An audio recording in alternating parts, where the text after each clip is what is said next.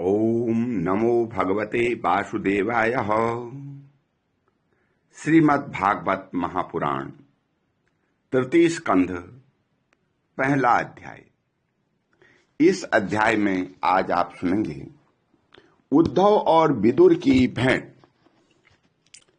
श्री सुखदेव जी ने कहा, हे परीक्षित, जो बात तुमने पूछी है वही पूर्व काल में अपने सुख समृद्धि से पूर्ण घर को छोड़कर वन में गए हुए विदुर जी ने भगवान मैत्रेय जी से पूछी थी। जब सर्वेश्वर भगवान श्री कृष्ण पांडवों के दूत बनकर गए थे, तब वे दुर्योधन के महलों को छोड़कर उसी विदुर जी के घर में उसे अपना ही समझकर बिना बुलाए चले गए थे।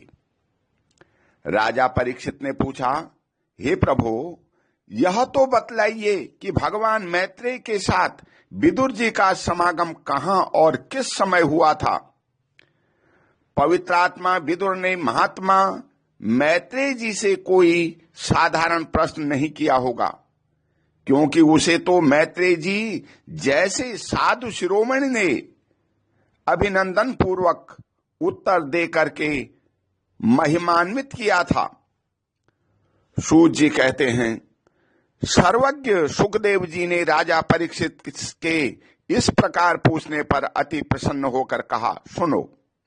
श्री सुखदेव जी कहने लगे, हे परीक्षित, यह उन दिनों की बात है जब अंधे राजा धृतराष्ट्र ने अन्याय पूर्वक अपने दुष्ट पुत्रों का पालन पोषण करते हुए अपने छोटे भाई पांडु के अनाथ बालकों को लाक्षा भवन में भेजकर आग लगवा दी। जब उनकी पुत्र वधू और महाराज युधिष्ठिर की पटरानी द्रौपदी के केस दुशासन ने भरी सभा में खींचे, तब उस समय द्रौपदी की आंखों से आंसुओं की धारा बह चली और उस प्रवाह से उसके वक्षस्थल पर लगा हुआ केसर भी बह चला। किंतु धृतराष्ट्र ने अपने पुत्र को उस कुकर्म से नहीं रोका।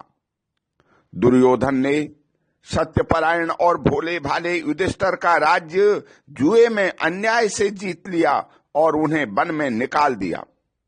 किंतु वन से लौटने पर प्रतिज्ञा अनुसार जब उन्होंने अपना न्यायोचित पैतृक भाग मांगा, तब भी मोहवश उन्होंने उस अज्ञात शत्रु युधिष्ठिर की उनका हिस्सा नहीं दिया। महाराज युधिष्ठिर के भेजने पर जब जगत गुरु भगवान श्री कृष्ण ने कौरवों की सभा में हित भरे सुमधुर वचन कहे, तो भीष्म आदि सज्जनों को अमृत से लगे, पर कुरुराज ने उनके कथन को कुछ भी आदर नहीं दिया। देते कैसे, उनके तो सारे पुण्य नष्ट हो चुके थे। फिर जब सलाह के लिए विदुर जी को बुलाया गया, तब मंत्रियों में श्रेष्ठ विदुर जी ने राजभवन में जाकर बड़े भाई धृतराष्ट्र के पूछने पर उन्हें वह सम्मति दी, जिसे नीति शास्त्र के जानने वाले पुरुष विदुर नीति कहते हैं। उन्होंने कहा, हे महाराज, आप अजात शत्रु महात्मा युधिष्ठिर को उनका हिस्सा दे दीजिए। वे आपके नर सहने योग्य अपराध को भी सह सकते हैं। भीष्म रूप काले नाग से तो आप भी बहुत डरते हैं। देखिए, वह अपने छोटे भाइयों के सहित बदला लेने के लिए बड़े क्रोध से फुंकारे मार रहा है। आपको पता नहीं, भगवान श्री कृष्ण ने पांडवों को अपना लिया है। वे यदुवीरों के आराध्य देव इस समय अपनी राजधानी द्वारकापुरी में विराजमान हैं। उन्होंने पृथ्वी के सभी बड़े बड़े राजाओं को अपने अधीन कर लिया है, तथा ब्राह्मण और देवता भी उन्हीं के पक्ष में हैं। जिसे आप पुत्र मानकर पाल रहे हैं तथा जिनकी हां में हां मिलाते जा रहे हैं, उस दुर्योधन के रूप में तो मूर्तिमान दोष ही आपके घर में घुसा हुआ है। यह तो साक्षात भगवान श्री कृष्ण के द्वेष करने वाला है। इसी के कारण आप भगवान श्री कृष्ण के विमुख होकर के श्रीहीन हो रहे हैं। अतएव यदि आप अपने कुल की कुशल चाहते हैं तो इस दुष्ट को तुरंत ही त्याग दीजिए। विदुर जी का ऐसा सुंदर स्वभाव था कि साधुजन भी उसे प्राप्त करने की इच्छा करते थे, किंतु उनकी यह बात सुनते ही कर्ण, दुशासन और शकुनी के सहित दुर्योधन के होंठ अत्यंत क्रोध से फड़कने लगे और उसने उसका तिरस्कार करते हुए कहा, अरे इस कुटिल दासी पुत्र को यहां किसने बुलाया है? यह जिसके टुकड़े खा खा कर जीता है, उन्हीं के प्रतिकूल होकर के शत्रु का काम बनाना चाहता है। इसके प्राण तो मत दो, परंतु इसे हमारे नगर से तुरंत बाहर निकाल दो।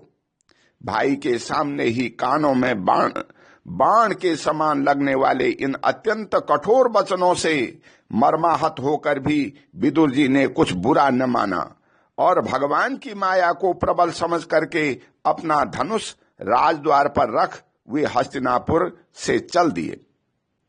कौरवों को विदुर जैसे महात्मा बड़े पुण्य से प्राप्त हुए थे। वे हस्तिनापुर से चलकर पुण्य करने की इच्छा से ही भूमंडल में तीर्थपाद भगवान के क्षेत्रों में विचरने लगे, जहां श्री हरि, ब्रह्मा, रुद्र, अनंत आदि अनेकों मूर्तियों के रूपों में विराजमान हैं। जहां जहां भगवान की प्रतिमाओं से सुशोभित तीर्थ स्थान, नगर, पवित्र वन, पर्वत, निकुंज और निर्मल जल से भरे हुए नदी, सरोवर आदि थे, उन सभी स्थानों में से अनेकों अकेले ही विचरते रहे। वे अवधूत वेश में स्वच्छंदता पूर्वक पृथ्वी पर विचरते थे।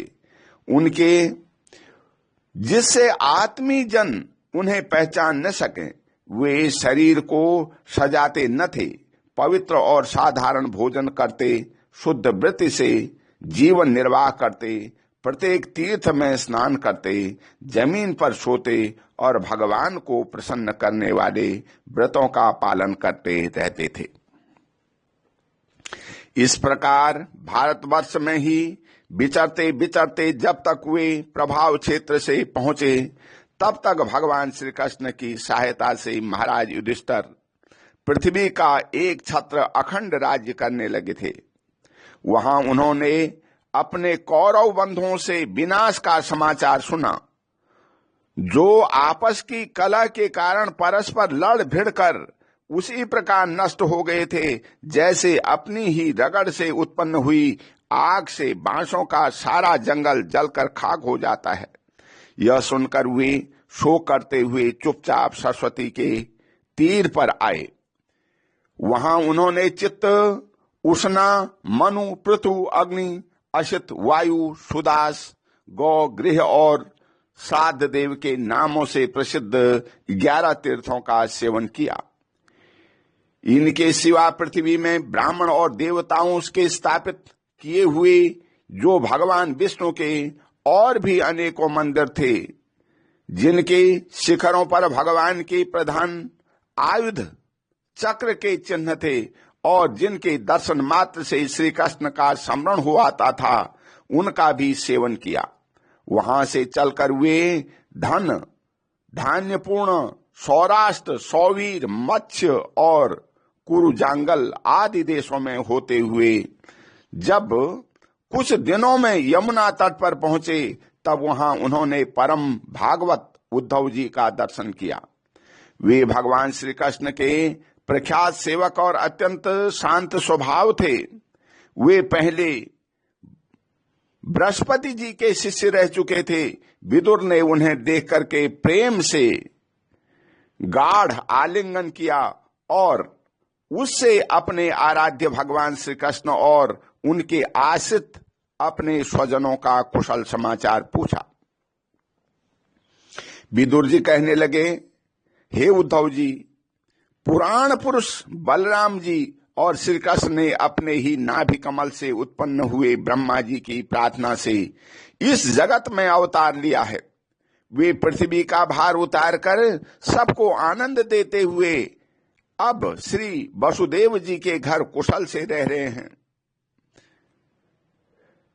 हे प्रियवर, हम कुरुवंशियों में परम सुदूर और पूज्य वसुदेव जी को जो पिता के समान आदर उदारता पूर्वक अपनी कुंती आदि बहनों को उनके स्वामियों का संतोष कराते हुए उनकी सभी मनचाही वस्तुएं देते आए हैं, आनंद पूर्वक, है ना।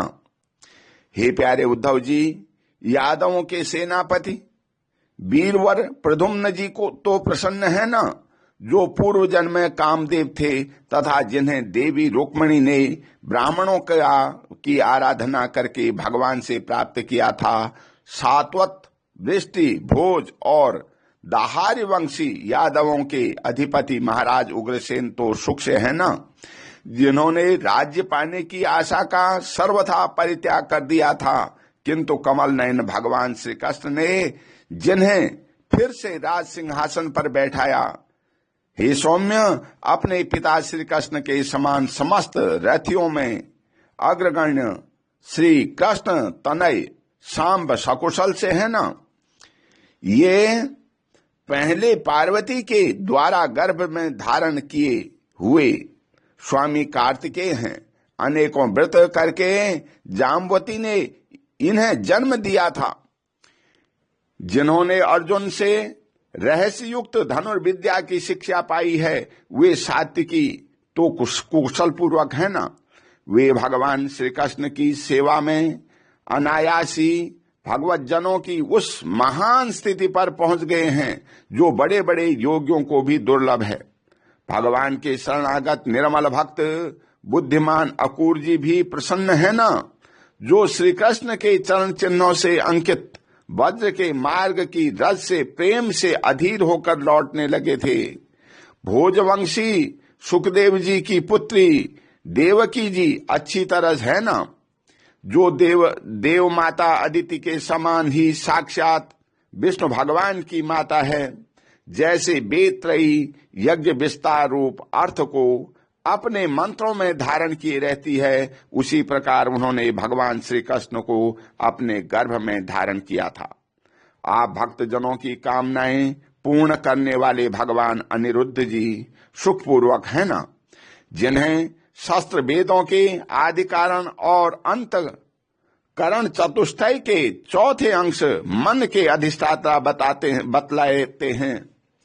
सौम्य स्वभाव उद्धव जी अपने हृदयेश्वर भगवान श्री कृष्ण का अनन्य भाव से अनुसरण करने वाले, जो हृदय सत्य भामानंदन चारुदेश्य और गद आदि अन्य भगवान के पुत्र हैं, वे सब भी कुशल से है ना। महाराज युधिष्ठिर अपनी अर्जुन और श्री कृष्ण रूप दोनों भाइयों की सहायता से धर्म मर्यादा का न्यायपूर्वक पालन करते हैं ना। मैदानव की बनाई हुई सभा में उनके राज्य वैभव और दबदबे को देखकर दुर्योधन को बड़ा डाह हुआ था। अपराधियों के प्रति अत्यंत असहिष्णु भीमसेन ने सर्प के समान दीर्घकालीन क्रोध को छोड़ दिया है क्या? जब वे गदा युद्ध में तरह तरह के पैतरे बदलते थे, तब उनके पैरों की धमक से धरती डोलने लगती थी। जिनके बाणों के जाल से छिप करके किरात वेशधारी अतएव किसी की पहचान न करने वाले भगवान शंकर प्रसन्न हो गए थे। वे रथी और यूथपतियों का सुयश बढ़ाने वाले गांडीवधारी अर्जुन तो प्रसन्न है ना। अब तो उनके सभी शांत शत्रु हो चुके होंगे। प्रलय जिस प्रकार नेत्रों की रक्षा करते हैं, उसी प्रकार कुंती के पुत्र युधिष्ठिर आदि जिनकी सर्वदा संभाल रखते हैं और कुंती ने ही जिनका लालन पालन किया है, वे माद्री के यमज पुत्र नकुल सहदेव कुशल से है ना। उन्होंने युद्ध में शत्रु से अपना राज्य उसी प्रकार छीन लिया जैसे दो गरुड़ इंद्र के मुंह से अमृत निकाल लाए। अहो बेचारी कुंती तो राजर्षि श्रेष्ठ पांडु के वियोग में मृतप्राय सी होकर भी इन बालकों के लिए ही प्राण धारण किए हुए है। रथियों में श्रेष्ठ महाराज पांडु ऐसे अनुपम वीर थे कि उन्होंने केवल एक धनुष लेकर ही अनेकों अकेले चारों दिशाओं को जीत लिया था। सौम्य स्वभाव उद्धव जी, मुझे तो अधपतन की ओर जाने वाले उन धृतराष्ट्र के लिए बार बार शोक होता है, जिन्होंने पांडवों के रूप में अपने परलोकवासी भाई पांडु से ही द्रोह किया तथा अपने पुत्रों की हां में हां मिलाकर अपने हित चिंतक मुझको भी नगर से निकलवा दिया। किंतु हे भाई, मुझे इसका कुछ भी खेद अथवा आश्चर्य नहीं है। जगत विधाता भगवान श्री कृष्ण ही मनुष्यों की सी लीलाएं करके लोगों की मनोवृत्तियों को भ्रमित कर देते हैं। मैं तो उन्हीं की कृपा से उनकी महिमा को देखता हुआ दूसरों की दृष्टि से दूर रहकर सानंद विचर रहा हूं। यद्यपि कौरवों ने उनके बहुत से अपराध किए, फिर भी भगवान ने उनकी इसलिए उपेक्षा कर दी थी कि वे उसके साथ उन दुष्ट राजाओं को भी मारकर अपने शरणागतों का दुख दूर करना चाहते थे, जो धन, विद्या और जाति के मद से अंधे होकर कुमार्गगामी हो रहे थे और बार बार अपनी सेनाओं से पृथ्वी को कपा रहे थे। हे उद्धव जी, भगवान श्री कृष्ण जन्म और कर्म से रहित हैं, फिर भी दुष्टों का नाश करने के लिए और लोगों को अपनी ओर आकर्षित करने के लिए उनके दिव्य जन्म कर्म हुआ करते हैं। नहीं तो भगवान की तो बात ही क्या। दूसरे जो लोग गुणों से पार हो गए हैं, उनमें भी ऐसा कौन है जो इस कर्माधीन देह के बंधन में बढ़ना चाहेगा। अतः हे मित्र, जिन्होंने अजन्मा होकर भी अपनी शरण में आए हुए समस्त लोकपाल और आज्ञाकारी भक्तों का प्रिय करने के लिए यदुकुल में जन्म लिया है, उन पवित्र कीर्ति श्री हरि की बातें सुनाओ। ओम शांति। बोलो श्री कृष्ण भगवान की जय।